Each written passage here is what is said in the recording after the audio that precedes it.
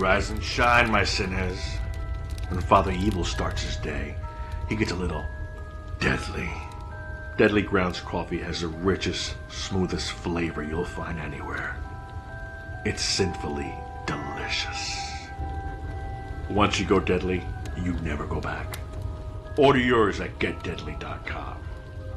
Coffee's so good, it's scary.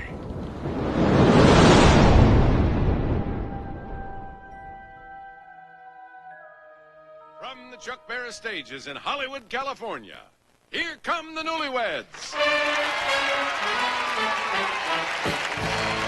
it's the Newlywed Game. Now let's meet our Newlywed couples for today.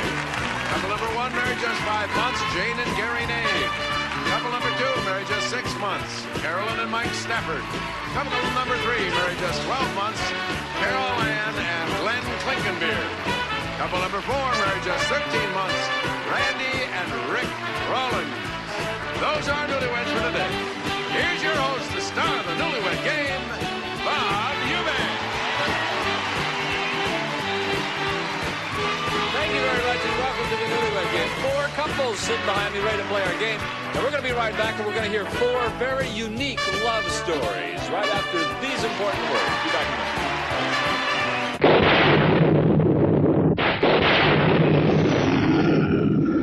What kind of a sick school is this? Uh-oh, don't go!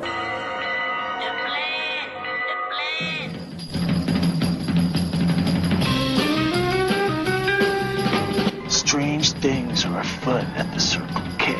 You're gonna need a bigger boat. Surely you can't be serious. I am serious, and don't call me Shirley. You got spunk. I hate spunk. Danger, Will Robinson. Danger. Oh, righty then. How you doing? Back off, man. I'm a scientist. Don't make me angry. You wouldn't like me when I'm angry. Say hello to my little friend. I love the smell of napalm in the morning. What are you people? On dope? Stop whining. I got a crap on deck that can choke a donkey. Who is your daddy? I'm sorry, but all questions must be submitted in writing. I'm sorry, Dave. I'm afraid I can't do that. Can I do that? I'll be back. A dynamite! Show me the money! Don't! Up your nose with your rubber hose. A what? I'm sailing! I'm sailing! Groovy. You want the moon? Just say the word and I'll throw a lasso around it and pull it down. Love means never having to say you're sorry. Here's looking at you, kid. We got no food, we got no jobs, our pets' heads are falling off! Come to the coast and get together, have a few laughs. Hear that, Elizabeth? I'm coming to join you, honey. I'm not a doctor, but I play one on TV. I love it when a plan comes together. What we do is if we need that extra push over the cliff, you know what we do? Put it up to 11. 11, exactly. One louder. Why don't you just make 10 louder and make 10 be the top number and make that a little louder? These go to 11. We're on a mission from God.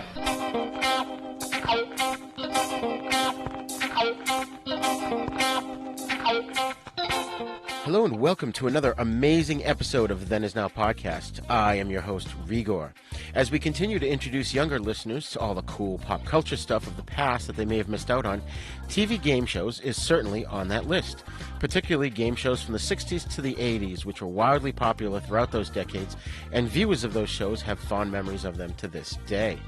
The Price is Right, Match Game, Family Feud, Hollywood Squares, Let's Make a Deal, and the $20,000 Pyramid are just a few shows that are considered classics today, and they're still popular in reruns online and on the Game Show channel. We have with us today a special guest who is host of several game shows including Card Sharks, Dream House, Rhyme and Reason, and Infatuation. He hosted the Newlywed Game off and on for 5 decades on both network and in syndication. The Newlywed Game became one of the top game shows in television history. But our guest is not just a game show host. He's had a long career that delves into many different facets of the entertainment business, and we're hoping to get as much of his career into this episode as we can. So sit back and listen for a fun interview with a man who is truly a legend in game show history. Class is in session. I have a bad feeling about this. How could I possibly be expected to handle school on a day like this? Food fight! right! Hey, you in my class? I am today. I think you should consider transferring to shop class. Now, very few students are severely injured in shop class. Bueller. When you were in school, Bueller. did you ever cut class? Bueller. Yeah, I guess I did. Sure, most kids cut classes. Good, sign this. He's sick. I get so lonely when I hear that third attendance bell ring and all my kids are not here. 7 years of college down the drain. Fat, drunk, and stupid is no way to go through life, son. You lack discipline. As long as I'm here, there will be no grades or gold stars or demerits. We're gonna have recess all the time. Woo! Go, play, and have fun now! Folks, I can't tell you how excited I am to have our guest on today's show. No one has successfully ventured into so many segments of the entertainment industry as he has. He was one of the top DJs at Los Angeles' #1 radio station, KRLA, and simultaneously he opened a chain of young adult nightclubs called Cinnamon Cinders, where he booked such talent as the Righteous Brothers, the Beach Boys, Stevie Wonder, and Chuck Berry, just to name a few. He's the only living person to have promoted a Beatles concert all 3 years they toured America and presented them at the Hollywood Bowl in 1964 and 65, and then brought them to Dodger Stadium in 1966. Other acts he produced and financed were the Rolling Stones, Bob Dylan, the Dave Clark Five, Stevie Wonder, Elton John, Barry Manilow, The Who, and the Beach Boys, again, just to name a few. He created a PR firm where he worked exclusively with rock and roll bands, including Paul Revere and the Raiders and the Byrds. For 8 years, he was the sole producer and promoter of Merle Haggard's worldwide tour. His management credits include personal representation of Dolly Parton, Barbara Mandrell, Marty Robbins, and gospel singer Andre Crouch. He was executive producer of several TV game shows, as well as the NBC talk and variety show The Tony Tennille Show and Buddy Hackett's You Bet Your Life. At age 37, he operated the oldest radio station in California, KWG, owned a stable of thoroughbreds and quarter horses, and also found time to manage the Everly Brothers and the Lennon Sisters. He's been a commentator of the Tournament of Roses parade for LA TV station KTLA from 1978 to 2016. He's won 9 Emmy Awards, including a Lifetime Achievement Award and the industry's Golden Mike Award. He became the last person to receive a star on the Hollywood Walk of Fame in the 20th century. He's hosted 11 different game shows and television specials, including Card Sharks, Dream House, Rhyme and Reason, and Infatuation. TV Guide named him one of the top 5 game show hosts of all time, but his most famous game show to this day remains the beloved Newlywed Game, a show in which newly married couples showed how well or how poorly they knew each other, which he's hosted on and off for 5 decades on network and syndication. Not only is he a seasoned horseback rider, an expert at calf, steer, and roping, and motorcyclist, but he's also a top-flight ice and roller skater, having been the California State roller skating champion for 4 years and an expert golfer, playing with professional David Ogren in the AT&T Pro-Am in Pebble Beach, California, where he made it to the champion 5th round on television in 1986. Currently, he's highly in demand as a keynote speaker to such companies as Southwest Airlines, John Hancock Insurance, and Wells Fargo Bank, where he shares his unique business philosophy to corporate America, which has made him one of the most successful entrepreneurs in the entertainment industry. He's written an autobiography titled It's in the Book, Bob, in which he reveals untold stories of the Newlywed Game, and is currently working on his second book, Short Stories About Big People. Ladies and gentlemen, it is an honor and my privilege to welcome to the show the legendary Mr. Bob Eubanks. Whoa, I'm tired now, man. You do your homework, don't you, Raj? Oh, thank you. Yes, I did a lot of deep diving research. Yeah, I can tell. You know, I just can't tell how thrilled I am to speak with you today. I have so many questions for you. So why don't we start at the very, very beginning? Can you tell us about your journey to becoming a disc jockey? You went to school for it, right? Well, yeah, you know, I when I got out of high school, I entered junior college, and they didn't have a very good radio program, so I went to a company called the Don Martin School of Radio and Television, and I was there with these big, deep voice guys who had just come out of the Korean War, and it was me, Bob Eubanks. And so anyway, long story short, I got my first job at a 250-watt radio station in Oxnard, California. 200 watts went into the ocean, and 50 watts went to the cemetery next door. You know, I even had a rock and roll album giveaway contest, and I was working midnight to 8 in the morning, and I must have mentioned it 200 times. And it finally came time to give the albums away, and I said, okay, I couldn't think of a clever way. I'll give them to the first person that called, and nobody called. Oh, jeez. So I made up a name and took them home. That's amazing. So when you became a DJ, is that what you kind of wanted to do with your life, or was this sort of a stepping stone along the way? Did you have grander visions? No, that's what I wanted to do at the time. And, I tell you a wonderful little story. One morning, I got off the air at 8 in the morning. I worked midnight to 8. And I decided to drive to the hot new radio station in Los Angeles, KRLA. I wanted to see what the big guys look like. So I drive into the station, and I'm sitting in the lobby, and come to find out, the all-night man has a sore back. And so I walk, and nobody wanted to sit in for him, by the way. So I walk up to the program director and say, "Oh, hi there, I'm a disc jockey." And the guy looked at me, and he said, "Do you belong to the union?" I said, "No, but I can." So anyway, long story short, I borrowed $360, joined the union, went on the air that night. Wow. And I was there 7 years to the day. That's great. That's great. So at the time, who were your inspirations? Well, there was a bunch of guys like Bill Balance, who was on KFWB, and people like that. I didn't really have an inspiration. I just knew what I wanted to do.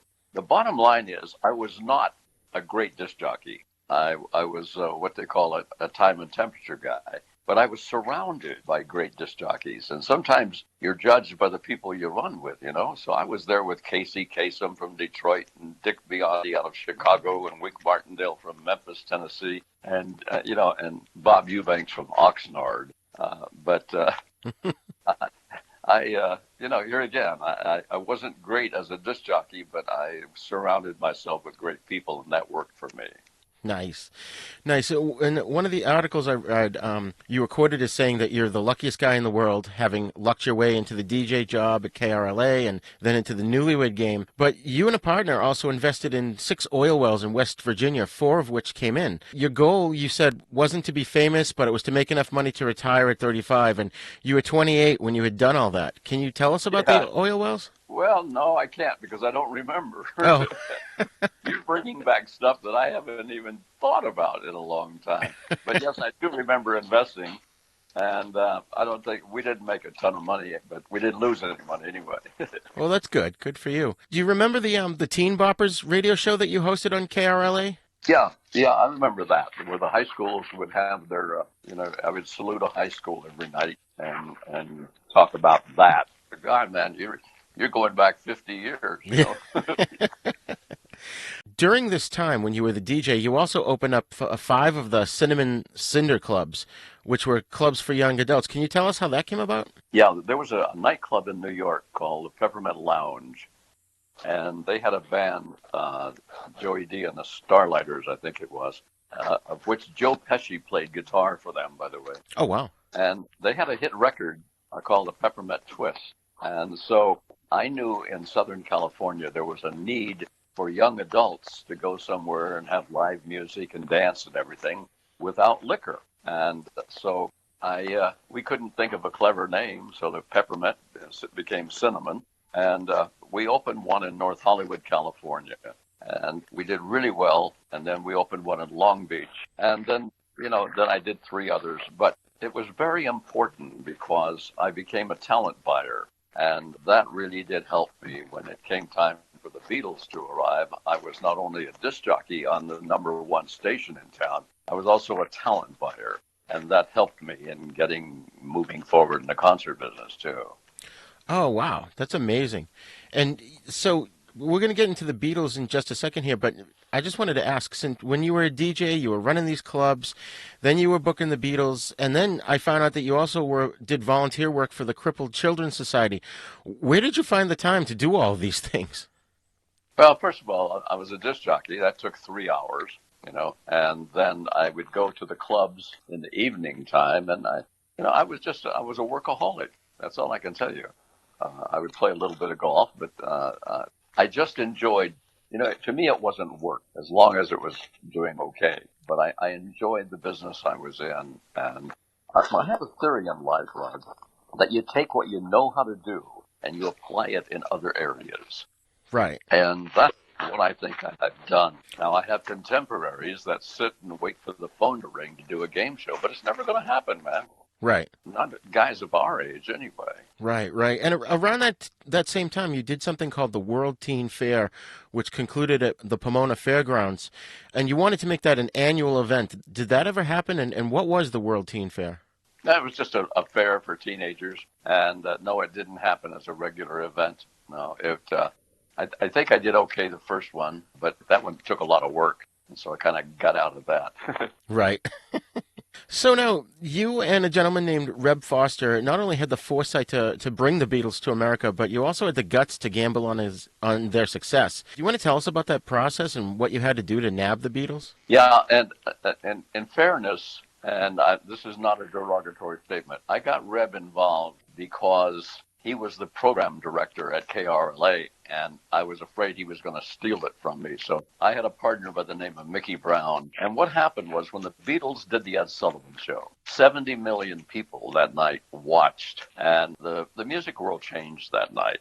Right. And then they announced they were going to tour America, and they signed with an agency called GAC. And GAC went to their regular concert promoters at the time, and one of the fellows, the name was Lou Robin of a company called Sight and Sound Productions. They went to him first, and he said, "How much?"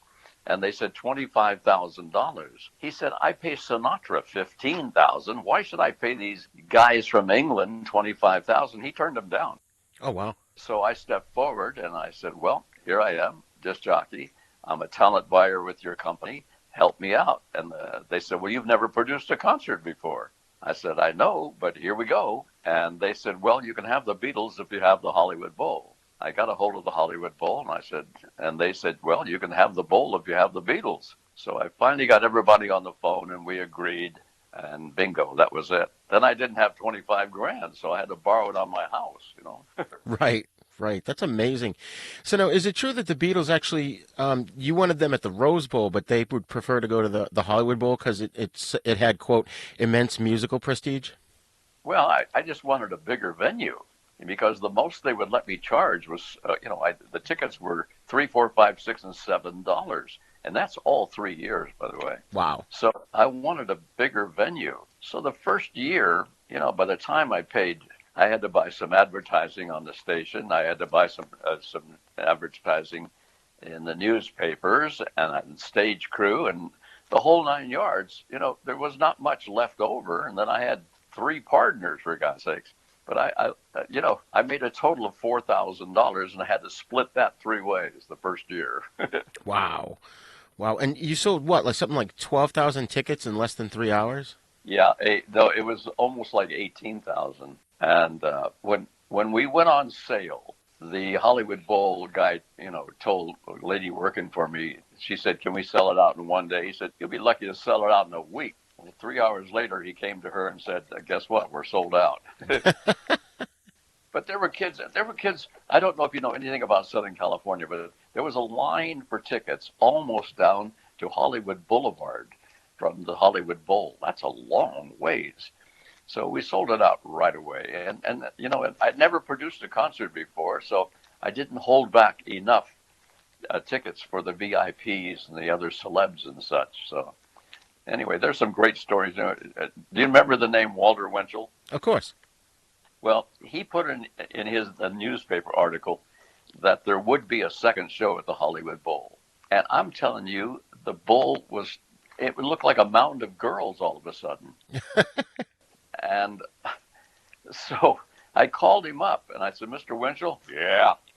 I said, "First of all, I want to thank you for all you did for my family during World War II. We listened to you every night and you kept us up." "Yeah." I said, "Well, you put in your article today, sir, there'd be a second show." And I said, "I just want you to know there won't be." He said, "Go to hell." He slammed the door. Closed it down. I cleaned it up a little bit for you there, my friend. That's fine. So anyway, there was no second show, and I found out later why there was no second show the first year is because they were going to do a charity event for the president of Capitol Records the next night. Oh, okay. That made sense. So they probably wanted time to clean the place and all that. Oh, yeah.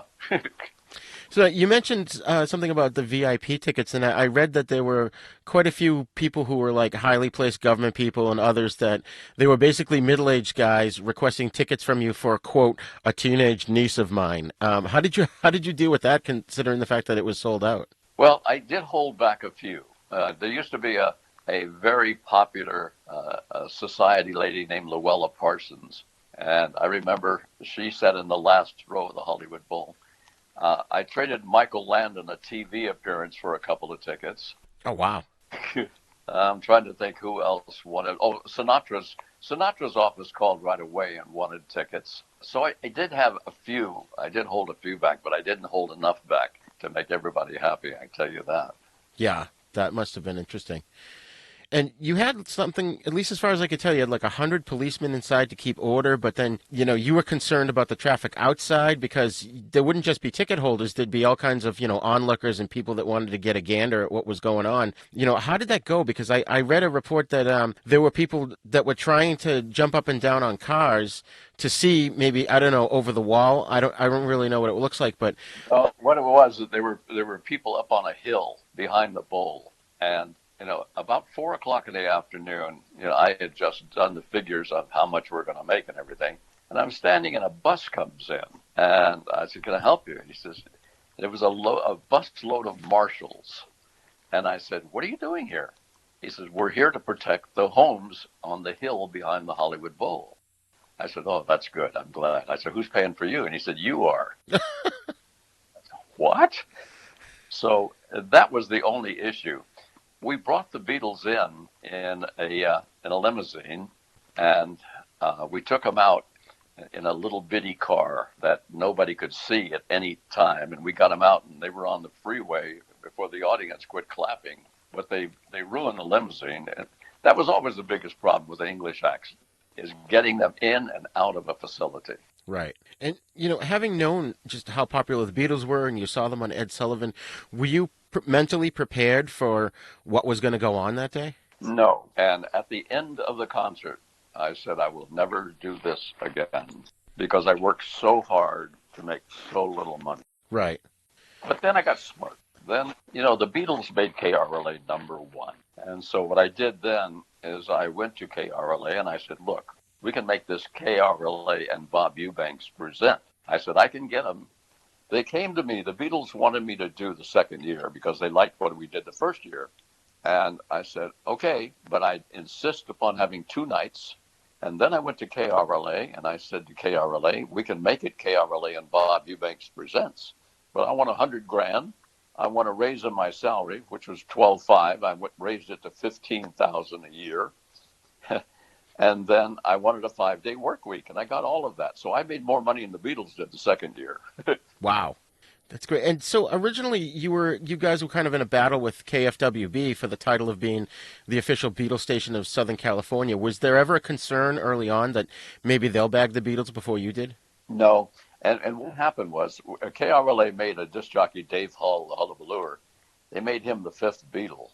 And he spent his life, literally, working on that project. He even had a guy at the pressing plant at Capitol Records, and he put him on salary, and so we got the records before anybody else did. He made friends with George Harrison's mother, and he got all the Beatles' home numbers and gave them out on the air. And oh, jeez. Jeez, just crazy time. That's crazy. So how long after the 3 concerts did your relationship with the Beatles last? Did it continue? Yeah, in 1966, they wanted to play the bigger stadiums. And so I went to Dodger Stadium and got there. It's interesting. The first year they were wide-eyed and inquisitive. Paul wanted to meet Jane Mansfield. The second year they were tired, I could tell. And the third year they were literally a band that did not want to be together anymore. And I did the second to the last concert they ever appeared in for money. They went on to San Francisco, and that held 50,000 people, and they only sold 22,000 seats. Wow. So Beatlemania was starting to slow down a bit. John had just made the comment, we're more popular than Jesus Christ, and there were all kinds of demonstrations and things like that. But even at Dodger Stadium, it held 45,000. I sold 40,000 seats, but I couldn't sell the center field bleachers. So we put some speakers out there, and we had the blind children come in. Oh, wow. That's amazing. Speaking of the children, I read an article that was written by two teenage girls who had attended it. They were from Arcadia High School. And they mentioned that one point during the performance of one of the opening bands, I think it was Cannibal and the Headhunters, a helicopter came flying by flashing Boss Radio KHJ, and afterwards you hopped on the mic and said, well, that station hasn't got its fourth letter yet. I thought that was hilarious. Yeah, something like that, yeah. It needs its fourth letter. Yeah, it was a crazy time. I'll tell you a story. At Dodger Stadium, I told the guys, I said, look, we put the stage at second base, and we put a tent behind the stage, and I had a limousine in the tent. I said, when you guys are done, just put your instruments down, jump in the limo. We'll take you out the center field bleachers, and we'll take you down to meet your armored car, which they came in. Well, during the concert, someone let the air out of the tires of the armored car. Oh, jeez. And it went down to the gas station to get the air. And the Beatles, after the concert, and they only did 30 minutes all 3 years, and they always ended with the Little Richard Long Tall Sally. Right. They jumped into the car, went out to the center field bleachers. I'm up on the stage like an idiot going, the Beatles have left the premises.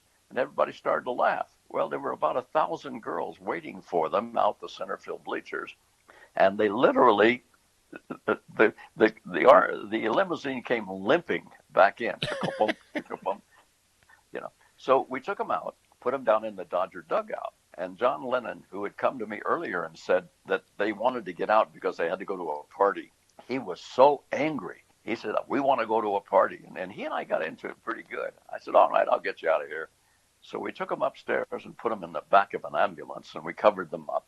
And I told the ambulance driver, now just drive right down through the crowd. No one will say anything, and we'll be walking on the peripheral.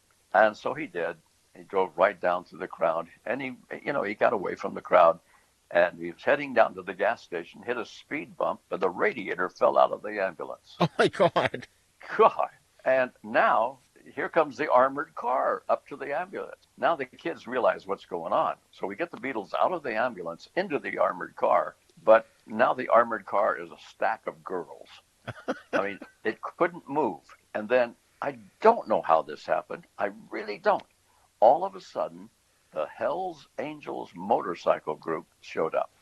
They circled the armored car, the girls backed off, and the Hells Angels led the Beatles off of Dodger Stadium. And that's the last time I saw the Beatles or the Hells Angels. Wow, that's incredible. I can't imagine that. And did you at least stay in touch with any of the Beatles over the years since then, or? Well, only one time. Hollywood Bowl wanted to do a 50th anniversary. So I got a hold, I sent Paul an email, and he responded saying he could not attend because he and his family were going to be on holiday at the time. But he left a message for me to read out to the audience. So I couldn't get involved in that. And the Hollywood Bowl produced the 50th anniversary. And I'll tell you, it was the worst piece of crap I've ever seen in my life. I mean, Billy Ray Cyrus, Martina McBride on the Beatles. I mean, come on, you guys. Anyway, that didn't work so good. Wow, that's incredible. So you mentioned Casey Kasem worked with you at the radio station. What was he like in person? Oh, he was such a good guy. I mean, he was such a good guy. He lived at one of the big hotels there in Beverly Hills for a long time, and then one time he was at his agent's office, and this delivery girl came in. Long story short, he ended up marrying her, but he was just a really good guy, and I have nothing but nice things. Casey and I got into it because he asked me to sit in for his television show one time, and being the jerk that I am, Casey always said, keep your feet on the ground and keep reaching for the stars. And so the way I ended, I said, keep your feet in the air and keep reaching for the ground. Well, it made him mad. So anyway, but we became very good friends. We really did. That's great. Yeah, I always remember listening to Casey Kasem on the Top 40. And in fact, one time I was sitting in the back of my parents' car. I think we were getting ice cream or something, and I heard his voice, and I realized that he was the voice on an animated show that I watched. Not Scooby-Doo, but it was a Japanese one that was imported. And I put the two together, and I was like, oh my God, I love this guy. Yeah, he did voiceovers, and for NBC he did the Next Dons, and he was just a remarkable, remarkable guy. That's amazing. So when you got the Beatles the first gig at the Hollywood Bowl, you kind of created a sort of informally a company called Concert Associated with Steve Wolf and Jim Rismiller. Do you want to tell us about how that went and where you proceeded from there? Yeah, after the Beatles, and forgive me, but I don't remember. I think it was after Dodger Stadium we formed Concert Associates, and it went okay. But I will tell you this: that yeah, it was because in 1969 I decided to get out of the rock and roll business, and so Steve Wolf and Jim Rismiller went on, and Filmways bought my portion of Concert Associates, and I just didn't want to be in the rock and roll business anymore because the whole San Francisco drug culture was coming in, and I didn't want to mess with it. And so I got out of the rock and roll business, and I stayed out until 1972. And at that time, I went into the country music area, which was my first love anyway, and signed Merle Haggard to an exclusive contract and managed Barbara Mandrell and Dolly Parton for a while. And I enjoyed the country music thing a lot. But then Newlywed Game came along about the same time, you know. Right. So was it the fact that you got out of promoting rock and roll for a little bit at that point, was it because of the Stones concert in '69 where there was a big hullabaloo because it was supposed to be a hockey game scheduled at the same time and they didn't go on till 3 a.m? Well, no. I mean, the Stones and Jagger and I did not get along well because I asked him to do certain things and he wouldn't do it. When I say ask him to do certain things, one is to get off the stage quick, run out there and get in the car and so I can get you out of here. But I did the Stones for 2 years. I paid them $4,500 the first year, and I paid them $20,000 the second year for a bigger auditorium. Wow. And the whole English migration was coming over. You know, here comes Herman and the Hermits and the Dave Clark Five and all of those people. And because I did so well with the Beatles, the word got out. And so the agency came to me with these acts. And we did okay. But, you know, then all of a sudden here comes the drug culture, if you will. Right. And I just didn't want to mess with it. Interesting. Can you tell us about Merle Haggard and working with him? You worked with him for, 8 years, right?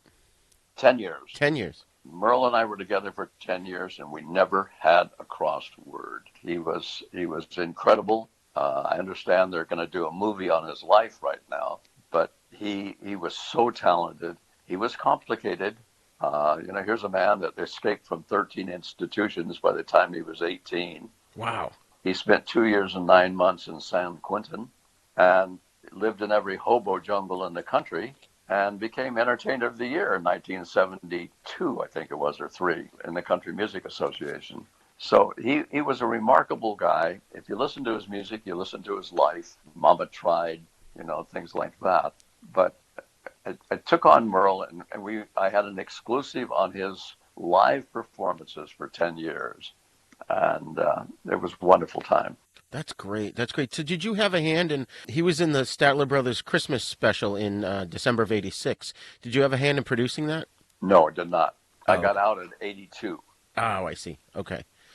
Interesting. Yeah. Now, what can you tell us about some of these other performers, like the Lennon sisters? I was so fascinated by that because they're associated with Lawrence Welk, right? Oh, boy, were they. What happened was that Lawrence Welk had a #1 television show on ABC, and one of the acts was the Lennon sisters. Right. Now, Welk had a salary of $9,000 for 42 people, okay? Wow. That was his weekly salary. So the Lennons went to him and said, we want a raise. He said, well, you don't need a raise. What you need is to get a manager and do other things. And so they came to me, and I signed them, and then went to Welk and said, we want $1,000 a week for each girl. And he said, nobody on my show makes $1,000. So that didn't work out. But I got some great Lawrence Welk stories. Welk had an accent. Yeah. He had trouble with and the word P, things like that. One time, okay, everybody on your toes. Then the BBC execs are going to be here to pee on your toes. But my favorite Lawrence Welk line is on one Valentine's Day, and I hope I don't run you off the air here, Raj. No, I love Lawrence Welk. Day, the Lennon sisters. Okay, the Lennon sisters had these big hearts, and they came out to sing And Welk introduced him. He says, and now the lovely Lennon sisters with the heart on. And oh, that's great. You think so? Huh? That's hilarious. It's because I watch the Lawrence Welk show every so often. It's on like every Saturday, so I'm a huge fan. Did you meet him? Oh yeah, I argued with him, and then Tom Jones came into the same studio that Welk had, and Tom brought a bed in, and Welk wanted to know what the bed was in the studio was for. But at that time, Tom was a pretty active guy, so. Wow, that's crazy.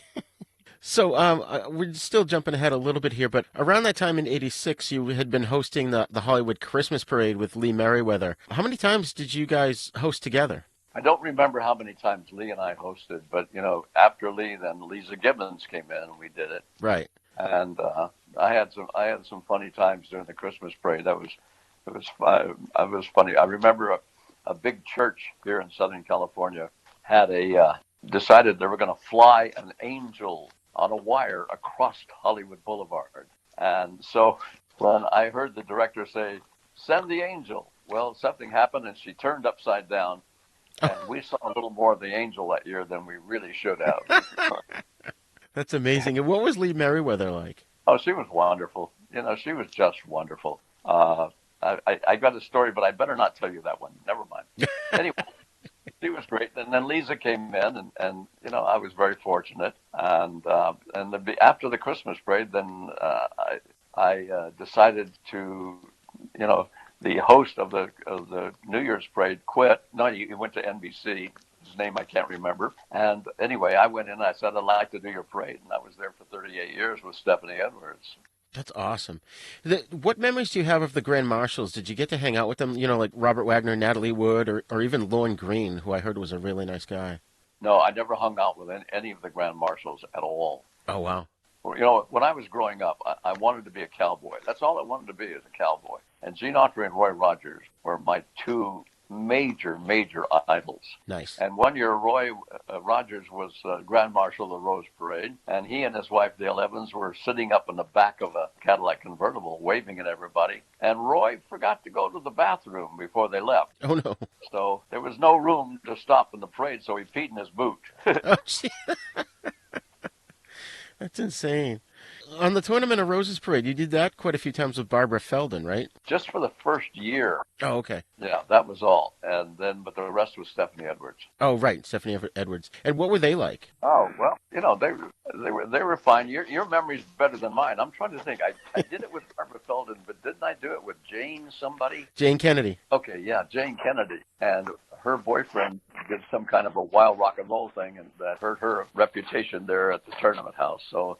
And then I guess Barbara Feldon came in for 1 year, and then Steph came in for the rest of the time. Oh, okay. Interesting. But Stephanie was great because she used to play in a band, a marching band, and I was in the rodeo world, so I would talk about the horses, and she'd talk about the bands, and so it worked out pretty well for us. Our ratings, even when we quit, our ratings were double that of all of the competitors combined, and I'm very proud of that. Wow. And so obviously you enjoyed doing the parades. I mean, you always looked like you were having so much fun in them. Oh, easy money, man. Had I known they were going to hire Lisa Gibbons, I wouldn't have quit so soon, I guess. Wow. Prepare for a spine-tingling, nerve-shattering podcast featuring all your favorite monsters. You won't believe your ears when you listen to Monster Kid Radio. Hear your host, Derek M. Cook, and his ever-rotating stable of guests discuss your favorite classic and sometimes not-so-classic monster movies. Subscribe to Monster Kid Radio through iTunes or Stitcher, or visit monsterkidradio.net before the next weekly episode of Monster Kid Radio. Go through the archives for interviews with Sarah Karloff, Victoria Price, and Joel Hodgson. Listen to the discussions about movies like Creature from the Black Lagoon, Island of Terror, and King Kong. And don't forget convention coverage from Monster Bash and the H.P. Lovecraft Film Festival, Classic Monsters, Modern Talk, and Ahead of Rondo Hatton. Only on Monster Kids Radio.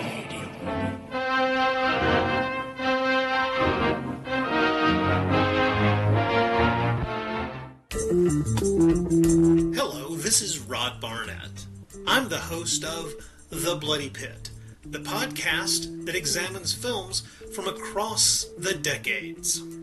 On The Bloody Pit, we have several ongoing series of shows within the show focused on specific things in genre cinema that I and my co-hosts find fascinating. There's a long-running series focused on Italian maestro Antonio Margheriti's films from the 1960s all the way up through 1990. There's an on-again, off-again series focused on 1970s science fiction films. There's an in-depth look at the Western movies that William Castle made before he struck out on his own and became the horror auteur that we know and love. A look at the classic Coffin Joe films from Brazil. And our long-term project to look at every Universal horror film made in the 1940s. That's a long project, people. It's going to take us a long time. Sprinkled in amongst those are various other episodes focused on other stranger areas of cinema, like Lucio Fulci, Dario Argento, and even some obscure British crime films from time to time. So join me and my rotating crew of co-hosts as we examine the stranger side of cinema through an exploitation lens. Except when we don't. Yeah, you never really know exactly what to expect on The Bloody Pit. So join me for The Bloody Pit.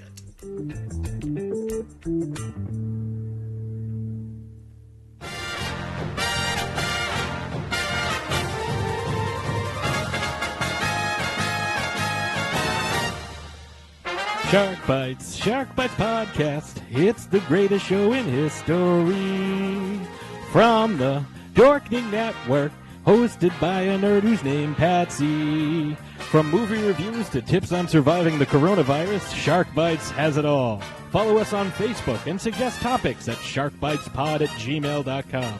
Available on iTunes, Stitcher, Spotify, and wherever you get your favorite podcasts. So I wanted to move over to the show that you hosted called All-Star Secrets, which I think that premiered in June of '79. And it basically was a show where celebrities revealed little-known facts about themselves. And at the time, you said that this was the most fun I've ever had doing a game show. Can you tell us a little bit about that experience? Yeah, it was fun, because we'd have contestants. I would tell a story, and then they would have to guess who that was, which celebrity that was about. And we had a panel of celebrities. And I remember there used to be a guy, I don't know if you've ever heard of Wolfman Jack or not. Of course. Yeah, well, he was a big radio guy. Yep. And the secret was one of today's celebrities owns a pig farm. Now, who do you think it is?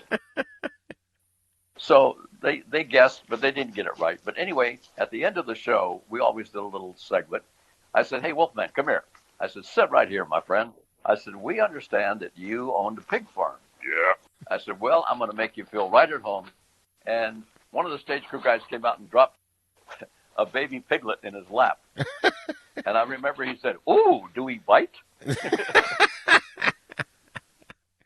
That's hilarious. Ooh, do we bite? Some of the celebrity secrets on there I thought were amazing. You get Vic Tayback takes bubble baths every morning. Artie Johnson has an IQ of 146. I mean, they're hilarious. I don't know where you get all this information, but I'm going to take notes. That's great. Yeah, I got that one from a newspaper article about it. It went on and on about it. I mean, Norm Crosby has an elephant good luck token that he kept with him for 25 years. Rex Reed won first prize at a country fair for growing the largest zucchini. Yeah, that's fun.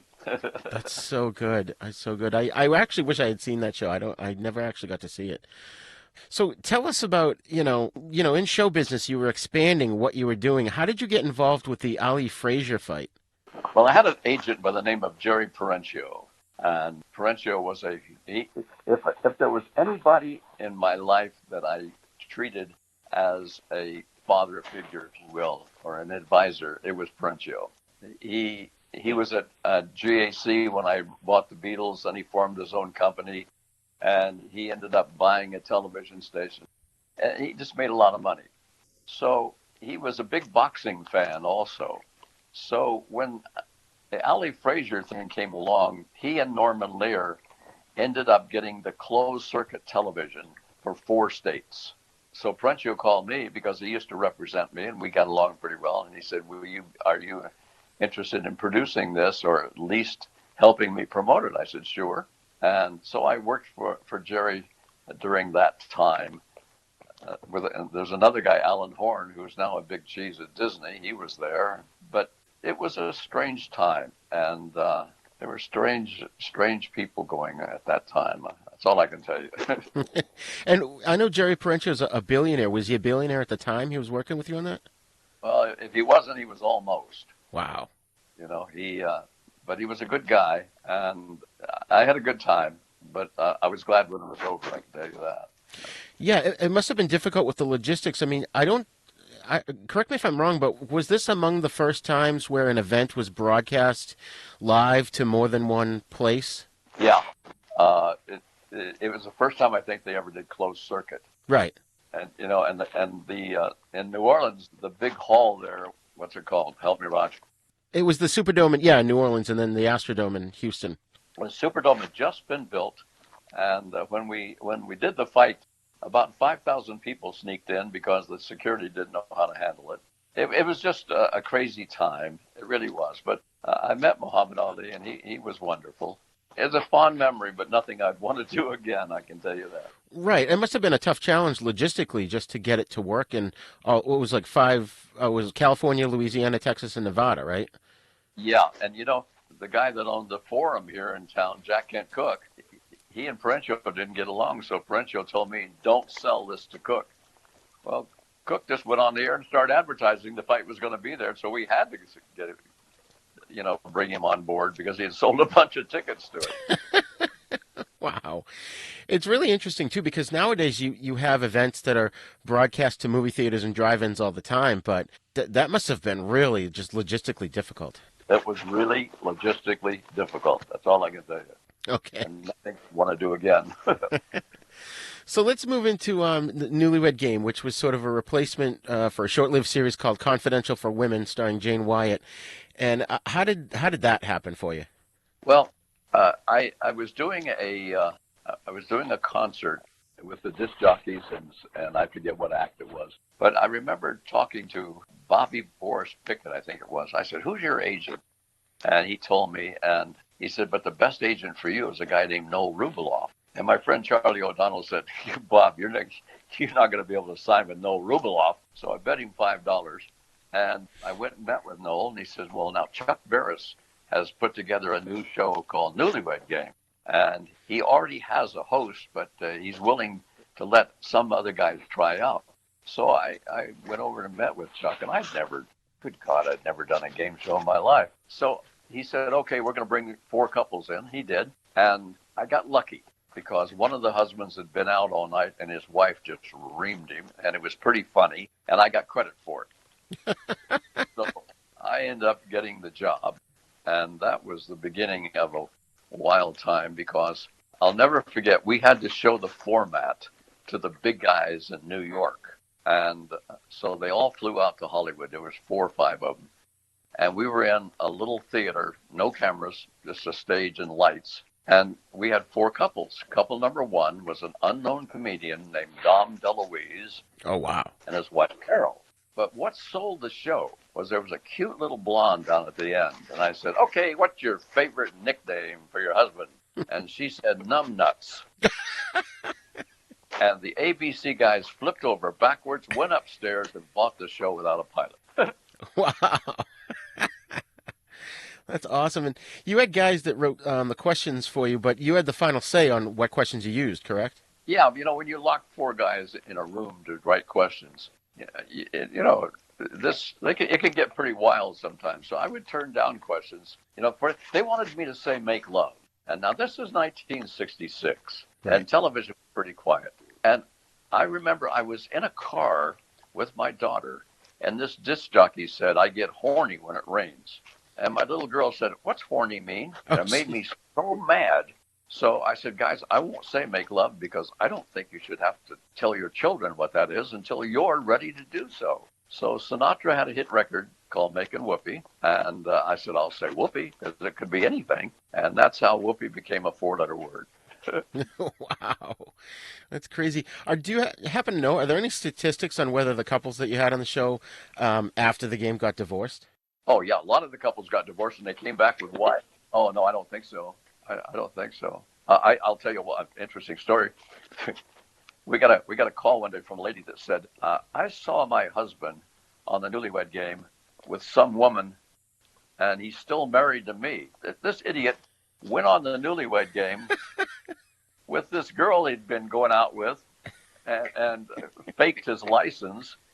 I mean, how stupid can you get? Oh, man. One of the things I read about you is that you had studied Johnny Carson's his timing, his eye reactions, and his throwaway lines. And I noticed when I go back and look at some of the clips on YouTube where they're sort of like the Newlywed Game's funniest moments.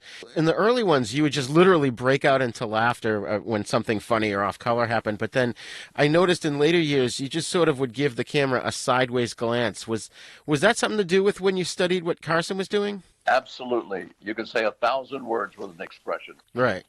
Now a comedian, forgive me for this, a comedian hosting a game show can't stand to let anybody else be funny or funnier. And that's why I think comedians do not make good game show hosts. I mean, I produced Buddy Hackett's You Bet Your Life, and Hackett was a talented guy, but one time we had a lady on the show that could whistle and hum the same song in harmony at the same time, and he took her to her knees, made her cry. Oh, my God. It's very difficult for comedians to be game show hosts because they always want to try to outstar the format or outstar the contestants. Wow. Steve Harvey, by the way, is wonderful. I think he does a great job. Who did? Steve Harvey. Oh, Steve Harvey. Okay, yeah. Were you ever on The Tonight Show, or did you ever get to meet Johnny Carson? No, but I used to see John. When we were doing All-Star Secrets at NBC, he would come in, and we would get, "Hi, Bob. Hi, John." That would be it. "Hi, Bob. Hi, John." Wow. So you took Newlywed Game on the road, and you did versions of it at malls and stuff. Can you tell us about that? Yeah, this lady by the name of Charlene Trishon out of Atlantic City, New Jersey, called me, and she said, "I have an idea." And I thought she was crazy at first, but we ended up taking the Newlywed Game to shopping malls around the country and playing the game. It wasn't on television, just a live show, And so we did a lot of those for a long time. It was fun. Were the live shows a little bit more baudy than what you could put on TV? No, not necessarily, because I had a live audience there, and we were in a mall, and I couldn't do anything off color. I had to make sure. Oh, and, okay. We said whoopee. Yeah. So I know you have your book out that discusses sort of untold stories from that show. Is there anything that you can share with us? It depends on what subject you want to talk about. I mean, we had some questions on the Newlywed Game I thought were hilarious. In the hamburger world of romance, is your husband a Big Mac, a quarter pounder, or where's the beef? That's great. I was always amazed when I see, some of these guests, like, they don't know simple things. Right. Well, that's and we made it like what's your husband's what happens to the electricity when you turn the lights off? And the little girl said, well, the electricity goes from the vibrator to the where you plug it in. Yeah. Yeah, I saw that one. Huh? What's your husband's favorite rodent? His karate school. In which direction in your neighborhood does the sun come up? I got 3 different answers. So. What will your husband say is his very favorite kind of rodent? Georgie? It's a rodent. His very favorite kind of rodent. His saxophone.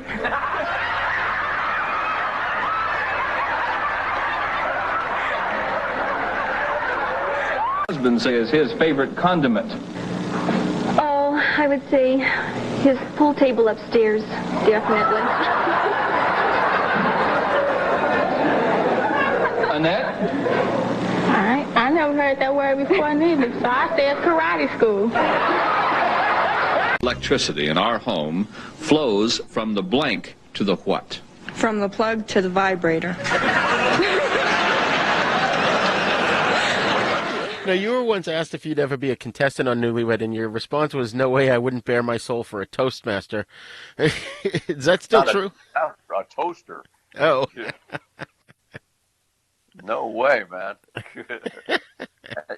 The reason that the prizes were not big is because if the prizes had been big, the couples would try to cheat you. And we even caught them trying to do that. I would ask a multiple choice question. And let's say my wife and I agreed. Now, when they ask a multiple choice, let's pick the one that starts with the letter closest to the letter A in the alphabet. See? So we caught them cheating that way. So, no, I wouldn't go on Newlywed Game. And like you say, bare your soul for a toaster. But we didn't have big prizes on purpose. Interesting. It was a comedy show. It wasn't necessarily a game show, if you will. Right. It wasn't life-changing like Dreamhouse. No. Wow. So, speaking of which, you mentioned Chuck Barris, who produced it, and he also produced The Gong Show, of course. What was he like? Was he really a former CIA operative? No. But he was I remember the first time I met Barris, went into his office, and he had a urinal on the wall. And I'm going, what is this? He had a parade every Friday morning in the halls of his office. He was just a crazy, funny guy. And I'll never forget when the Gong Show, they pitched the Gong Show to NBC, and they did the pitch, and the guy said, well, that sounds really good. He said, okay, Chuck, well, who do you want to get to host it? And Chuck said, well, Gary Owens was somebody we thought of. They said, well, that's a good idea. So they left, and Barris turned to his guy, Buddy Grunoff. He says, don't even call Gary Owens. I'm going to host it. And he did. Wow. But he wasn't part of the CIA. So you'd also mentioned, Buddy Hackett's You Bet Your Life, and you said he brought a lady to tears. What was he like? Was he difficult to work with? Yeah, he was difficult. And, I'll never forget one time, one of the pages in the auditorium seated a person, and he wasn't supposed to, but it was a new page because Buddy was out doing his comedy thing. And Buddy got so mad, and he cussed the guy out in the whole thing right in front of the audience. So I brought the page backstage, and I took him into Hackett's room. I said, Hackett, you made this guy cry. He said, oh, I'm sorry. I said, well, you owe him a big apology. He said, oh, I'm sorry. But Hackett, the theater had to be like 60 degrees because he said, if it's too warm, laughs rise. I said, huh? So he's on stage at the Sahara, and he couldn't stand anybody smoking. And so in the front row was a guy smoking. He said, hey, you SOB, put that cigarette out. He really nailed this guy bad. Come to find out the guy was the president of U.S. Rubber, and Hackett was fired from the Sahara right then. Oh, jeez. But, I'll never forget, I was at a party at his house one night, and it was Cary Grant and Glenn Ford, Hackett, and myself, and our wives. And Cary Grant said to me, Bob, I have to sit next to you at dinner. I said, why? He says, well, my wife and I, Barbara, we watch the Newlywed Game every night. I said, wait a minute, Cary Grant watches the Newlywed Game? He said, yes, we're a real couple. I said, what do you mean by that, you're a real couple? He says, we only have one toothbrush.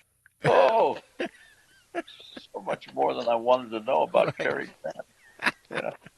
That's hilarious. And by the way, that was an amazing Buddy Hackett impersonation you did there. I loved it. Yeah, Bob. Yeah.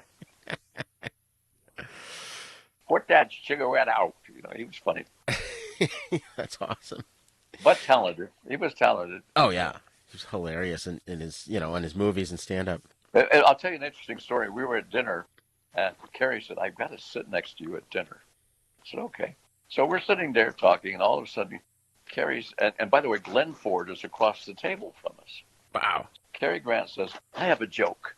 And Hackett said, okay, what's your joke? He starts to tell this joke.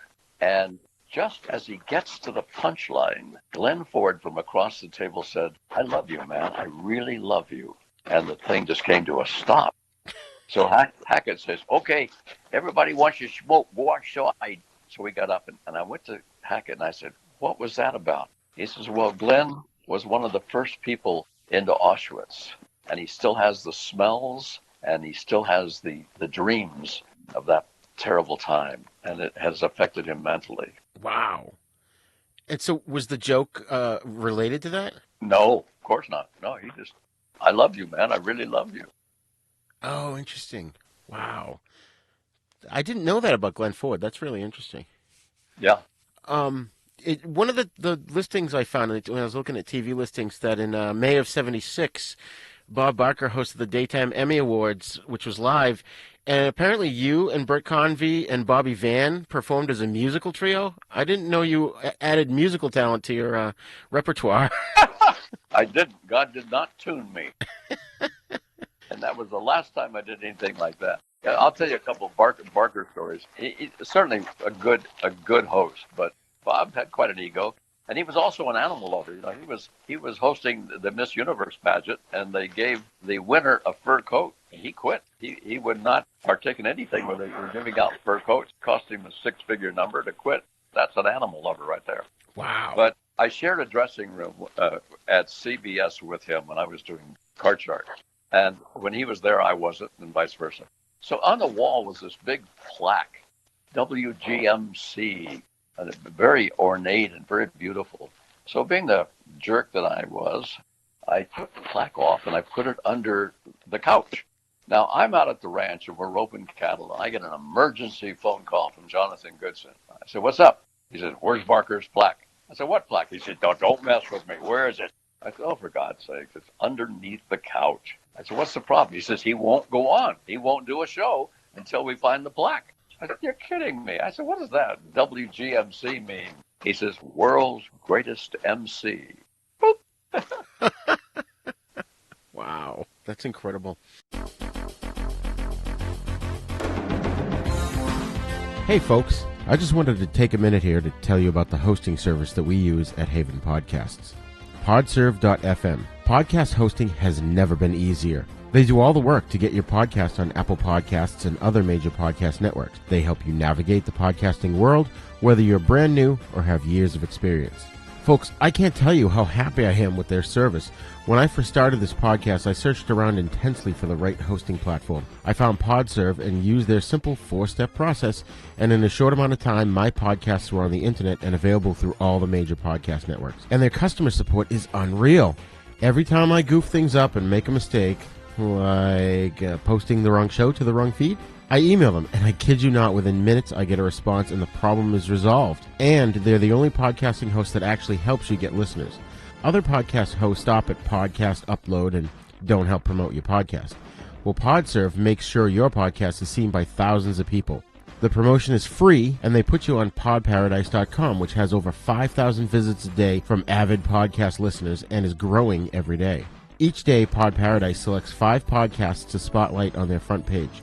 Maybe yours could be there soon. Podserve's pricing is simple. Only $19 a month. That's it.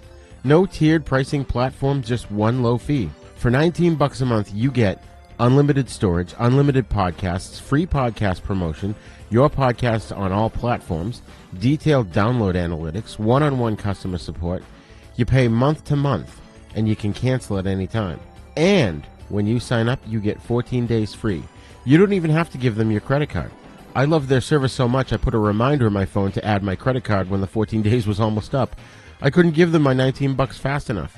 I'm telling you, I really didn't believe it until I actually signed up and saw my podcasts on everything from iTunes to Stitcher and Spotify and more in a ridiculously short amount of time.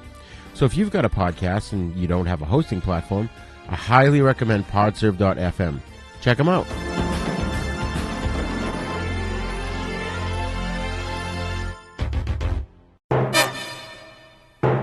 So, tell us a little bit about, you've had a couple of the shows here, like Rhyme and Reason and Card Sharks. What tales can you tell? I mean, Rhyme and Reason obviously had Frank Gorshin, of course, and Nipsey Russell. Yeah, and J.P. Morgan. Yeah. People like that. It was a fun show. There's interesting, Rhyme and Reason was on the air, and Mark Goodson hated it because he thought it was a takeoff of one of his shows.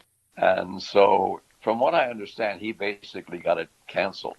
I don't know. But, and then he never would call me to audition for any of his shows. So one time at the airport, I ran into his attorney, and I said, hey, tell Mark I would love to work with him.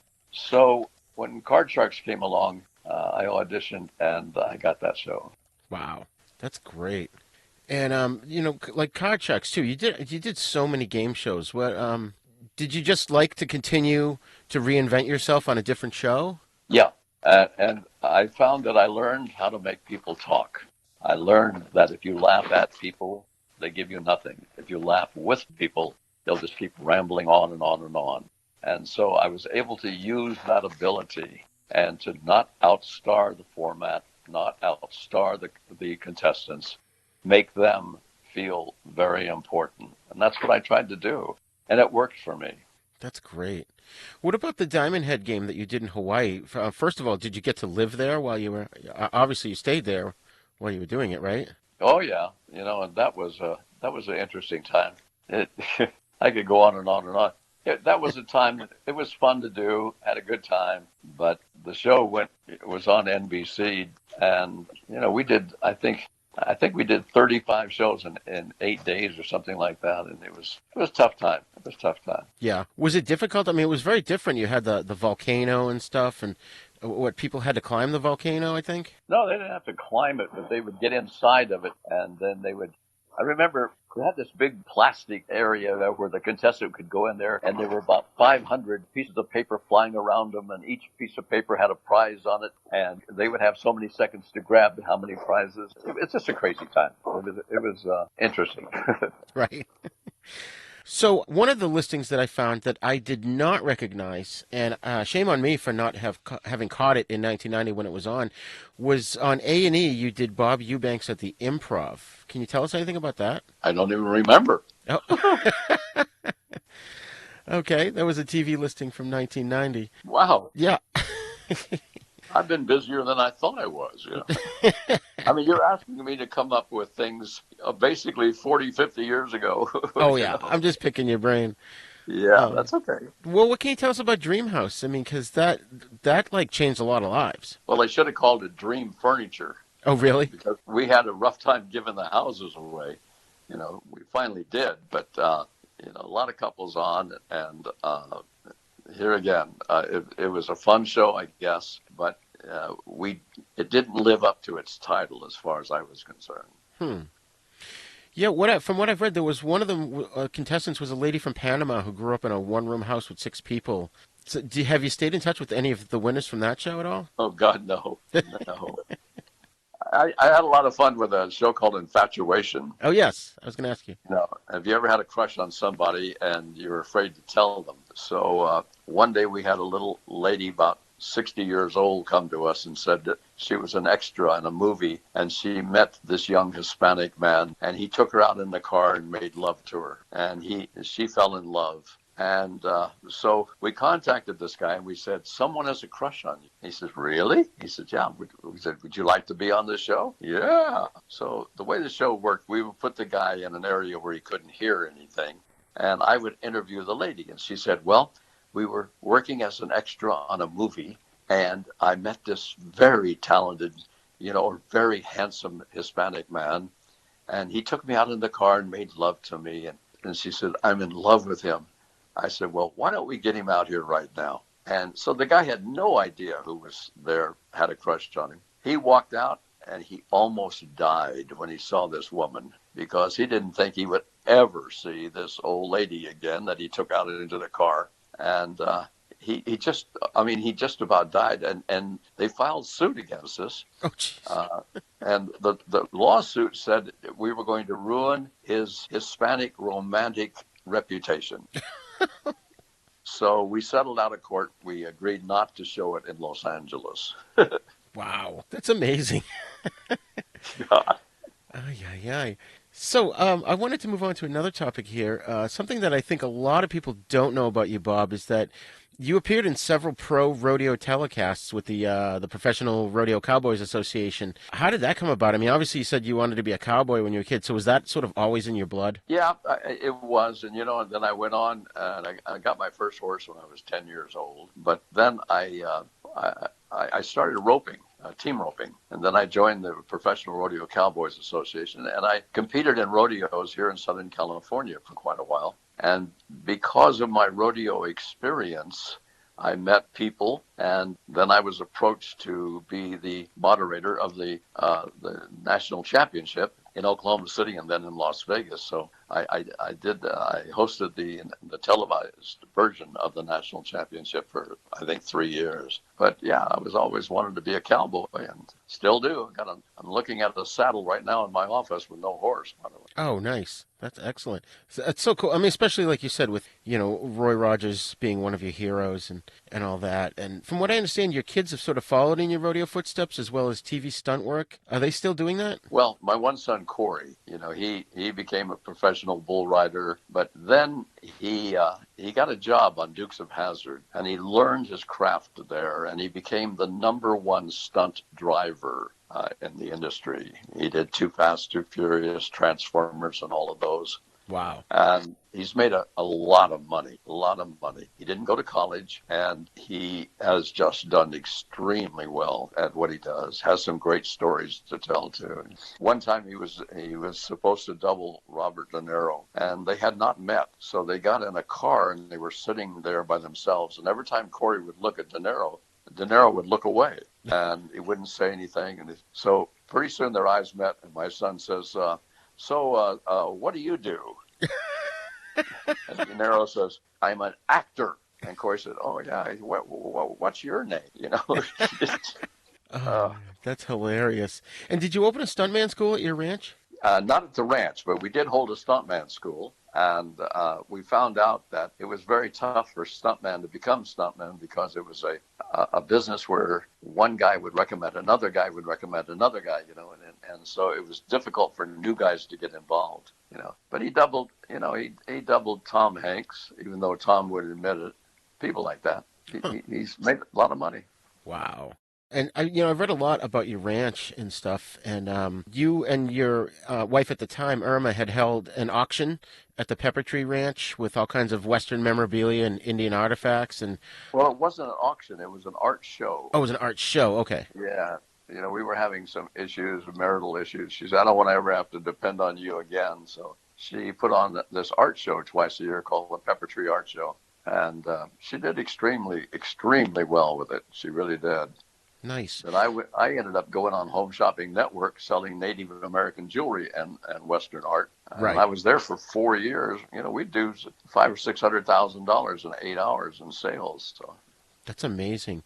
And did Walter Brennan Jr. show up at one of the art shows? Because I guess he had a portrait of his father there. I don't remember that. I really don't, Roger. Oh, interesting. Oh, that's funny. No, they.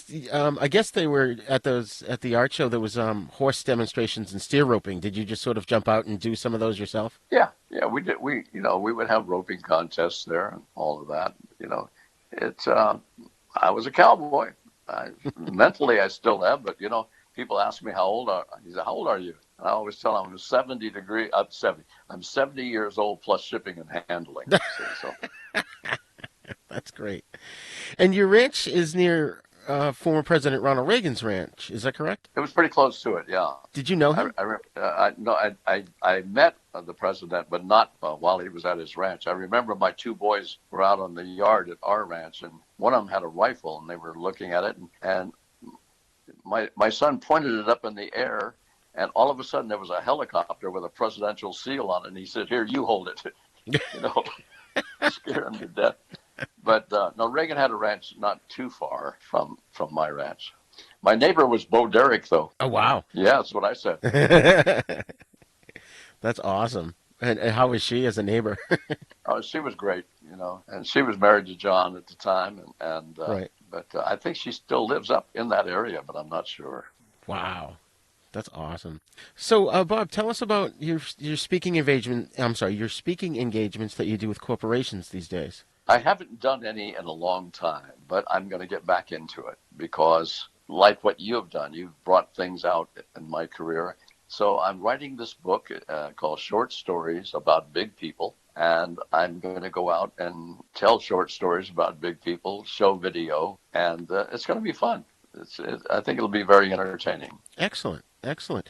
And are you still affiliated with the 60 and Up Fitness? Oh, am I ever? Let me tell you what happened. I was walking out of a meeting one time with a guy by the name of Dan Metcalf, and I was having trouble walking. I was walking bent over.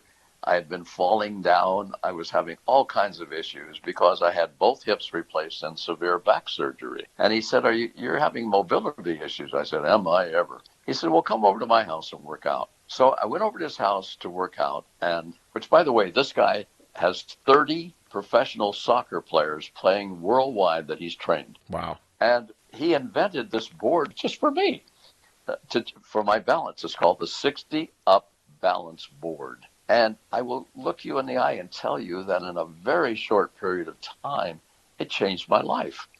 All of a sudden, I wasn't falling down anymore. I'm back playing golf, for crying out loud. So he took it, and we tried it out on a couple of our friends, and they got the same response. So we raised about $1.5 million in 30 minutes, and it's been out on the market now. And Roger, we're changing the lives of many, many people worldwide. Seniors, people with Parkinson's, the 60 Up Balance Board. And if any of your listeners have balance issues or know someone that does, simply go to 60 Up, the number 60 and then up.com. Take a look, because I'm telling you, it's miraculous. And at this point in my life and my career, what I want to do, I want to help people. And it changed my world, and it will change a lot of people's world. It's just great. That's all. That's incredible. That is so incredible. So what other projects do you have going on? Well, I'm writing the book. And, I have a Beatles show called Backstage with the Beatles. It's a live Beatles show, which I tell never-before-heard stories that lead up to music. And I have a Beatle band on stage with me. Then we have a live game show that we play casinos when we can, and it's called Hollywood's Greatest Game Shows. We play 9 different games, and at the end of the games, somebody has a chance to win $1 million, and we pray to God that they will win it. Wow. And we play casinos with that. And so just having a good time. I'm very blessed. My wife is the #1 wedding planner in all of Southern California. Excellent. She has a company called Bella Vita Events. And my oldest son is 62, and my youngest is 17. Wow. Good for you. And do you tour the Beatles show, or is that locally? No, we tour it whenever we can now, and we usually sell it out. There's still a lot of Beatle fans out there, I'll tell you. Oh, yeah. Did you ever get to the Boston area with that, or do you plan on it someday? Haven't yet, but I would, if anybody was interested. Oh, excellent. It's a great show. Like I say, we show video, we show stills, and I tell stories that lead up to music, Beatle music. And we have the Beatle band on stage with us. And it's a wonderful evening, really. That's awesome. That's awesome. So how can the listeners find you online? Yeah, 60up.com. If you or anybody in your family is having balance issues, I'm telling you, it will do miracle things, and it's just wonderful. Right. And what's your personal website? Bob at BobEubanks.com. Excellent. Excellent. Well, Bob, it has been a pleasure. We could probably talk for another 3 hours, but I'm going to let you go shortly. And you're truly a legend. Thank you so much for coming on the show. Well, you know more about me than I do. And but I'll leave you with this. A lady walked up to me one day and said, "How would you like to have super sex?" I said, "I'll take the soup." That's great. Thank you, Bob. Thank you, Raj. Well, folks, I had an amazing time talking to the legendary Bob Eubanks here today, and I hope you enjoyed the show and learned a lot about this amazing man. I highly recommend that you get online, check out all of his websites and videos and all the great shows that he's done in his career. Let us know what you thought of this episode. Remember, you can send your feedback to thenisnow42@gmail.com. You can also join in the conversation at our Facebook Then Is Now podcast group. Then Is Now Podcast is a proud member of the Dorkening Podcast Network, so please be sure to check out our other great shows there at thedorkening.com. You can also visit our website at havenpodcasts.com, where you'll find our sister show, The East Meets the West, in which we discuss Shaw Brothers films and spaghetti western movies. And Then Is Now is on YouTube, so visit youtube.com/user/UncleDeath1 to get the latest videos as well as other fun videos. Please subscribe to our YouTube page and also share the video versions of our podcast with your friends and get them to subscribe as well. Don't forget to go wherever you download your podcast from and leave us a great review so that more listeners can find us. You can find us on all the podcasting apps, especially the big three, iTunes, Spotify, and Stitcher. Class dismissed. For more shows like the one you just heard, check out the Dorkening Podcast Network at thedorkening.com.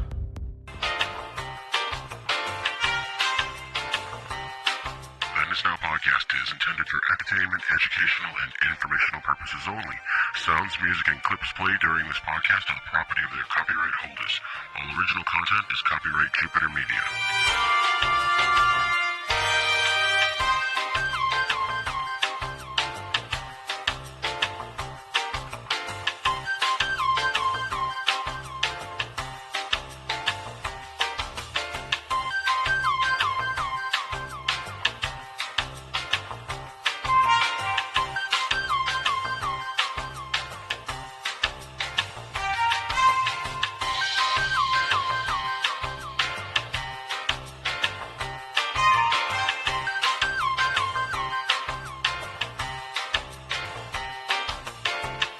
Put that cigarette out. You know, he was funny.